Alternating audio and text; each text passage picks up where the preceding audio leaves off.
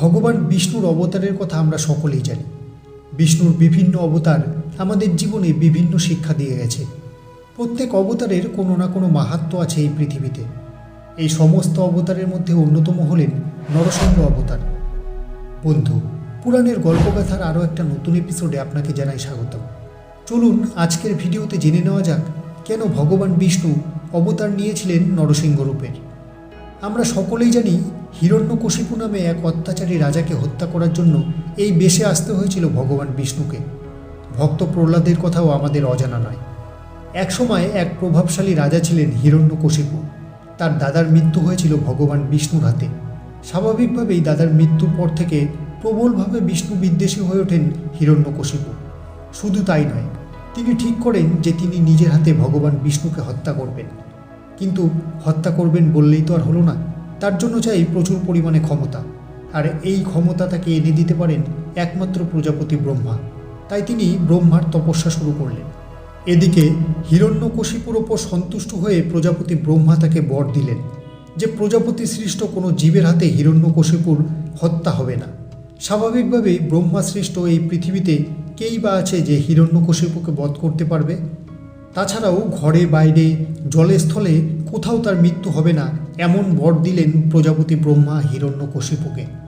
প্রজাপতি ব্রহ্মার আশীর্বাদ পেয়ে হিরণ্যকশিপু ভীষণভাবে অত্যাচারী হয়ে উঠলেন। তার অত্যাচারে অতিষ্ঠ হয়ে ওঠে সাধারণ মানুষ।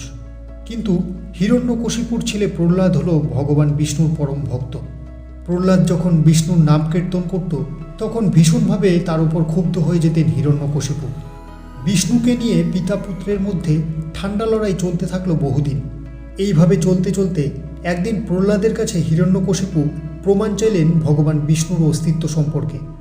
ভক্ত প্রহ্লাদকে তিনি জিজ্ঞাসা করলেন যে কোথায় আছে বিষ্ণু। একটি থাম দেখিয়ে তিনি বললেন, এর মধ্যে কি বিষ্ণু অবস্থান করছে? প্রহ্লাদ বললেন, বিষ্ণু সর্বত্র বিরাজমান। এই কথা শুনেই ক্ষিপ্ত হয়ে থামের ওপর আঘাত হানলেন হিরণ্যকশিপু। আর সঙ্গে সঙ্গে সেখান থেকে নরসিংহ অবতার হয়ে আবির্ভূত হলেন স্বয়ং বিষ্ণু। এরপর নৃসিংহ অবতার রূপধারী ভগবান বিষ্ণু হিরণ্যকশিপুকে হত্যা করলেন। নরসিংহ হলো এমন একটি প্রাণী যে ব্রহ্মা সৃষ্ট কোনো প্রাণীর মধ্যে পড়ে না, জলে অথবা স্থলে নয়। নিজের কোলের ওপর রেখে হিরণ্যকশিপুকে হত্যা করেছিলেন স্বয়ং নৃসিংহ রূপধারী ভগবান বিষ্ণু। আর এইভাবে অত্যাচারী রাজার হাত থেকে সমগ্র মানবজাতিকে রক্ষা করেছিলেন ভগবান বিষ্ণু। এই কারণেই ভগবান বিষ্ণু তার নৃসিংহ অবতার ধারণ করেছিলেন। আমাদের আজকের ভিডিও ব্যাস এই পর্যন্তই। আমাদের আজকের এই উপস্থাপনা আপনার কেমন লাগলো সেটা নিচের কমেন্ট বক্সে কমেন্টস করে জানিয়ে দিন। আর ভিডিওটি ভালো লেগে থাকলে একটা লাইক করুন আর শেয়ার করে দিন আরও বন্ধুদের কাছে।